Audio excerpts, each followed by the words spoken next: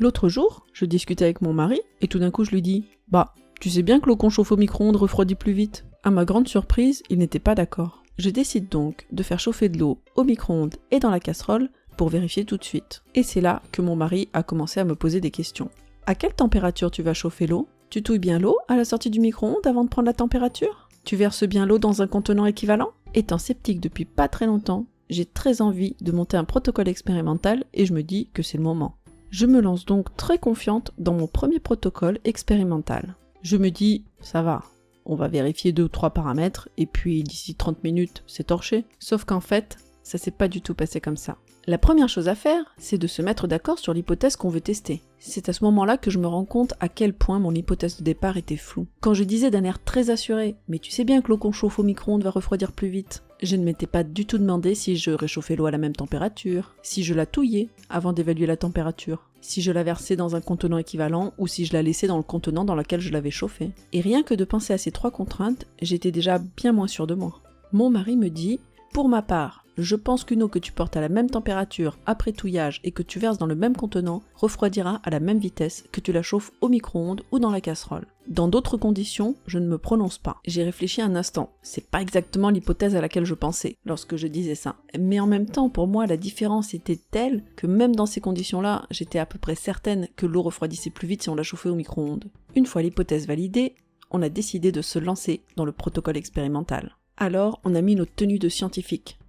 L'hypothèse qu'on veut tester, c'est l'eau chauffée au micro-ondes refroidit plus vite que l'eau chauffée dans une casserole. On veut donc tester si la façon dont on chauffe l'eau va influer sur la rapidité de son refroidissement. Et pour ça, il faut mettre en place un protocole où on ne fait varier que la manière de chauffer l'eau. Si on trouve une différence, on veut être sûr qu'on peut attribuer cette différence à la manière dont l'eau a été chauffée. Pour être sûr de la validité de mon protocole expérimental, j'ai demandé à Twitter de m'aider. Et voici le protocole qu'on a retenu. Après l'avis de Twitter, 150 ml d'eau à température ambiante sont chauffés à la casserole et touillés. 150 ml d'eau à température ambiante sont chauffés au micro-ondes et touillés. On essaie de faire ce qu'il faut pour les chauffer tous les deux à la même température, environ 60 degrés. Une fois que l'eau est chauffée à 60 degrés, elle est placée dans les mêmes conditions, dans le même contenant qui est à la même température, dans la même pièce qui est à la même température avec le même taux d'humidité, et on mesure la température toutes les minutes pendant 30 minutes. Afin d'éliminer le plus de biais possible, mon mari et moi, on avait décidé de mener cette expérience en aveugle. Mais Twitter nous a conseillé de plutôt prendre les mesures à 2, que ça nous permettrait de vérifier les données avant de les rentrer, et que vu ce qu'on allait mesurer, ce serait plus important de prendre les mesures à 2 que de faire l'expérience en aveugle. À ce moment-là, je suis encore très confiante, et je pense que ce protocole va être vite mené. C'est alors qu'on commence à mettre les choses en place, et c'est là que commencent les premières galères. On se rend compte que le thermomètre infrarouge n'est pas aussi précis qu'on le pensait pour mesurer la température du contenant. On se rend compte que quand on met le thermomètre sonde dans l'eau pour mesurer la température pendant qu'elle chauffe, la sonde ne se met pas à jour degré par degré, mais qu'elle monte par palier de plusieurs degrés. Par exemple, elle va passer de 37 à 45, à 53, à 66, et du coup, c'est pas si simple d'arriver à 60 degrés pile. Tout en sachant que de toute façon, quand on la verse dans le contenant, on perd quelques degrés. En plus, quand on la verse dans le contenant, il est plus à la température ambiante. Du coup, si on veut retester qu'on vide le contenant, on peut plus le verser dedans puisqu'il est plus à température ambiante. Donc soit on trouve le moyen de remettre le contenant en température ambiante, soit on prend beaucoup de contenants. Je pensais que ce serait torché en 30 minutes, mais au bout d'1 heure, on n'avait toujours pas terminé la mise en place. Ayant d'autres obligations, on décide de reporter l'expérience au lendemain. La première leçon est apprise. C'est beaucoup plus galère que ce que j'imaginais. Si quelqu'un m'avait dit « j'ai mis chez moi en place un protocole expérimental pour mesurer à quelle vitesse l'eau refroidit », je me serais dit « ouais, c'est vite fait ».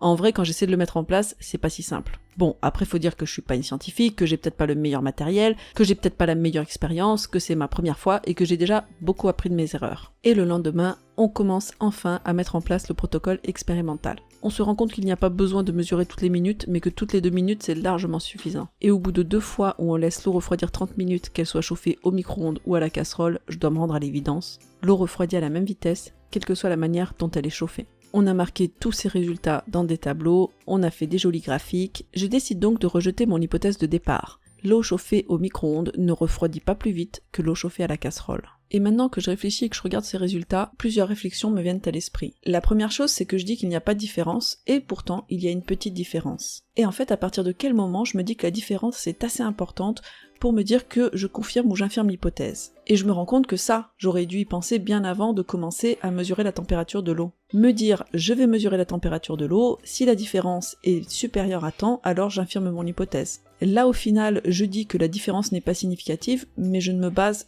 pas sur grand chose si ce n'est mon pifomètre. Du coup, si tu as un avis sur la question, surtout un avis argumenté, n'hésite pas à me le dire en commentaire ou à venir me voir sur les réseaux sociaux.